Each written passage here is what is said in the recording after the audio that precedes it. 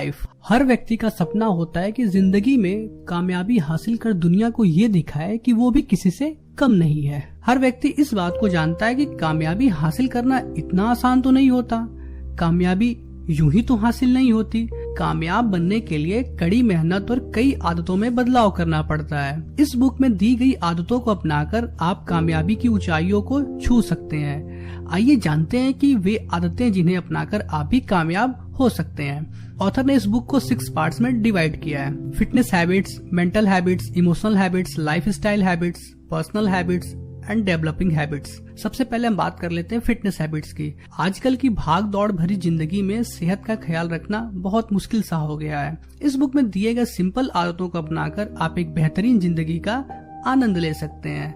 Number 1, walking every day. Morning के time हमें simply टहलना और एक्सरसाइज करना चाहिए। एक्सरसाइज करने से हमारी बॉडी में एंडोर्फिन्स रिलीज होते हैं जो हमारे माइंड को साफ करते हैं और हमें पूरे दिन हैप्पी रखते हैं। वॉकिंग हमारे मूड को इम्प्रूव करता है। स्टेइंग एक्टिव, ऐसा हम सभी के साथ होता है कि घर हो या ऑफिस, मोस्ट ऑफ टाइम हम बैठना ही पसंद करते हैं। हमेशा एक्टिव रहने के लिए हर 30 मिनट्स पे वॉक करना चाहिए और बॉडी को स्ट्रेच करना चाहिए। वर्किंग आउट, अपने डेली एक्सरसाइज रूटीन में उन एक्सरसाइज को ऐड करना ना भूलें जो बॉडी पार्ट्स को स्ट्रेंथ प्रोवाइड करते हैं, जिससे कि आप हमेशा स्ट्रॉन्ग फील करेंगे और आपका दिमाग बहुत तेज काम करेगा। जॉगिंग ऑन द स्पॉट, दिन में आपको जब भी फ्री टाइम मिले आप जहाँ है वहीं पे जॉगिंग करना स्टार्ट करें। बेडरूम एक्टिविटीज, अब अपने फैमिली मेंबर्स के साथ अधिक से अधिक टाइम स्पेंड करें जो आपको स्ट्रेस फ्री रखने में आपकी काफी हेल्प करेगा।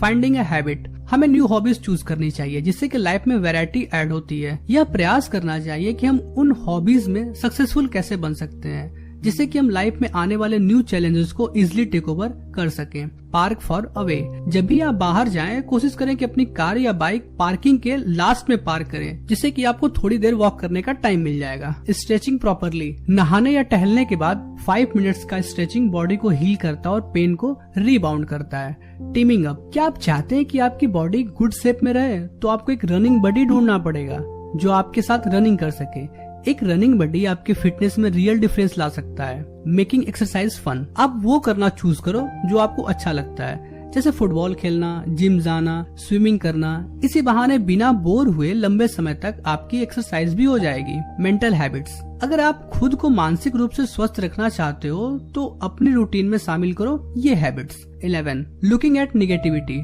ऑथर के हिसाब से ये आपकी लाइफ की सबसे पावरफुल चेंजेस में से एक है जिसे बदलना है। हालांकि आप बदल सकते हैं। आप अपने आसपास की दुनिया को पूरी तरह कैसे देखते हैं, आप निगेटिविटी को कैसे देखते हैं। ऑथर कहते हैं कि मेरे माइंडसेट को बदलने का सबसे आसान तरीका यह था कि मैंने खुद को इससे अवेयर कराया। अगर आपको एहसास है कि आप नेगेटिव हो रहे हो तो इसे स्वीकार करो और अपने माइंडसेट को बदलने की कोशिश करो। थिंकिंग अबाउट सक्सेस, आप अपनी लाइफ में जो भी पाना चाहते हो या फिर बनना चाहते हो सिंपली विजुअलाइज करो कि फ्यूचर में आप वो पा चुके हो या फिर बन चुके हो।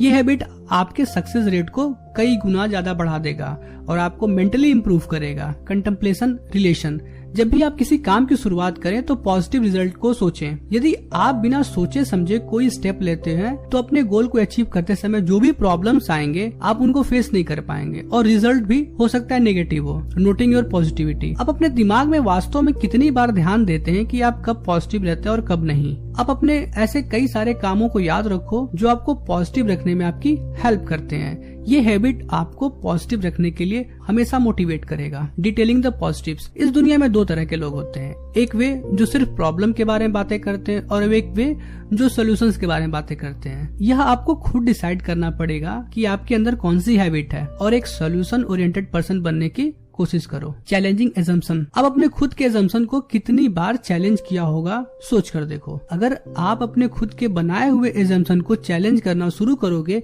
तभी आप खुद को एक्सप्लोर कर पाओगे और नए चैलेंजेस के लिए खुद को अनुकूल बना पाओगे। एक्सेप्टिंग योर सक्सेस, जब भी लाइफ में कुछ अचीव करें तो सक्सेस को सेलिब्रेट करें और आप कैसे सफल हुए इसे हमेशा याद रखें। यही छोटे सक्सेसफुल मोमेंट्स हमें बड़े गोल को अचीव करने में हेल्प करते हैं। रिव्यूइंग योर फेल्योर्स, जैसे सफलता को समझना और अपनाना जरूरी है वैसे ही अपनी लाइफ में आने वाले फेल्योर के बारे में पता लगाएं। ऐसी कौन सी गलती की जिसकी वजह से आप असफल हुए, जिससे आगे आने वाली असफलताओं से बचा जा सके। Next is mind games. जिस तरह हम अपनी बॉडी को फिट रखने के लिए एक्सरसाइज करते हैं या फिर गेम्स खेलते हैं, ठीक उसी तरह से हम डेली रूटीन में ब्रेन को नए टास्क देकर माइंड को शार्प और मेमोरी को बूस्ट कर सकते हैं। यदि आप ये सीखना चाहते हैं कि माइंड 100% कैसे काम करता है, तो आपके लिए जिम क्विक की बुक लिमिटलेस की समरी का लिंक मैं नीचे डिस्क्रिप्शन बॉक्स में दे दूंगा, आप वहां से जाके देख सकते हैं। Force of attraction. क्या आप किसी चीज को पाने के लिए पूरे दिन में एक भी बार विश करते हैं? यदि नहीं तो करना शुरू कर दीजिए।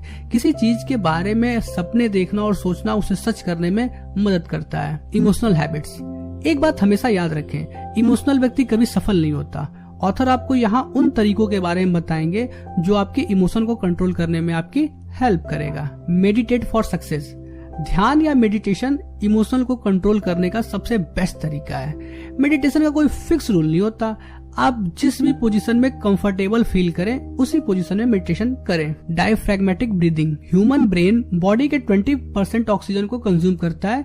हमें अपनी ब्रीदिंग पर ध्यान देते हुए रुक रुक कर स्लो ब्रीदिंग करनी चाहिए, जो आपके फोकस को बढ़ाता है। Walking meditation. यदि आपका ध्यान चलने के तरीके पर रहता है तो आपके माइंड में हमेशा क्लैरिटी बनी रहेगी और आप बिना कंफ्यूजन के डिसीजन ले सकते हैं। Identifying emotions. अपने इमोशन को कंट्रोल करने का एक अच्छा तरीका है यह है कि जब भी आप इमोशनल हो तो उस इमोशंस को वर्ड में डिस्क्राइब करें या फिर उन्हें लिखें और उन शब्दों के मतलब को समझने का प्रयास करें। Putting perspective together. हमारे आसपास बहुत सी चीजें अच्छी होती हैं और बहुत सी चीजें गलत होती हैं। 10 मिनट का समय निकालकर दोनों सिचुएशन को समझने का प्रयास करें, जो आपको सक्सेस और फेलियर को समझने में काफी मदद करेगा। 5 मिनट ब्रेक्स। कभी भी एक ही तरह का काम बहुत देर तक करने से बचें। बहुत देर तक एक ही काम करने से आपकी प्रोडक्टिविटी कम हो जाएगी।